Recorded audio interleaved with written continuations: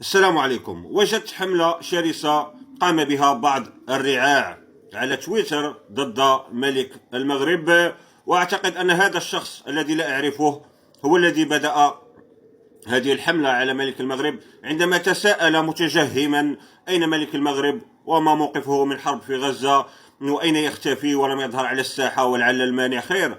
أول شيء، المغرب وملك المغرب ليس من شأنكم. ثاني شيء، ماذا فعلتم أنتم؟ كل الشعوب العربية منبطحة. البعض يندد، وهناك المغاربة الأحرار الذين ينددون بالحرب على غزة ويتضامنون مع الشعب الفلسطيني كباقي الشعوب العربية، والبعض الآخر فهو يتاجر بحرب غزة. من منكم حمل السلاح واجتاز الحدود ليدافع عن الفلسطينيين؟ هناك دول على الحدود مع فلسطين، هناك مصر وهناك الأردن.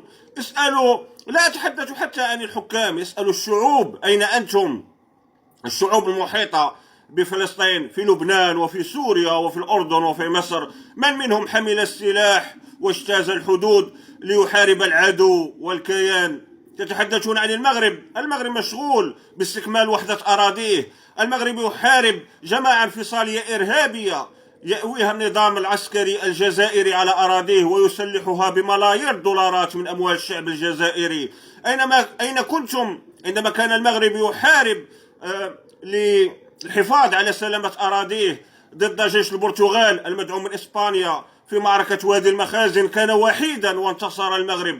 أين كنتم عندما كان المغرب يحارب العثمانيين الذين استعمروا كل الدول العربية باستثناء المغرب؟ والحمد لله، لأن المغاربة أحرار ورجال. في معركة وادي اللبن عندما دحر المغاربة انكشاري العثمانيين، أين كنتم؟ أين كنتم في حرب الرمال وأمجالة عندما كنا نحارب الجيش الجزائري مع المرتزقة من البوليساريو، مع الجنود الذين بعثهم جمال عبد الناصر في مصر، مع الجنود الذين بعثهم فيدل كاسترو في كوبا؟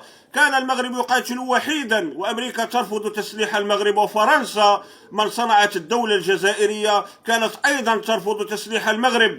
ولكن المغرب برجاله وبملوكه حافظوا على سلامة أراضيهم وانتصروا في كل تلك الحروب.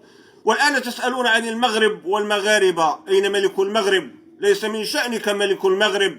تحدث عن الملوك القريبين منك في الخليج ورؤساء الدول المحيطة بفلسطين، والأجدر أن تتحدث عن جميع الشعوب العربية التي هي الآن فقط تتاجر بقضية فلسطين من أجل اللايكات، مثلك أنت أيها الصعلوك.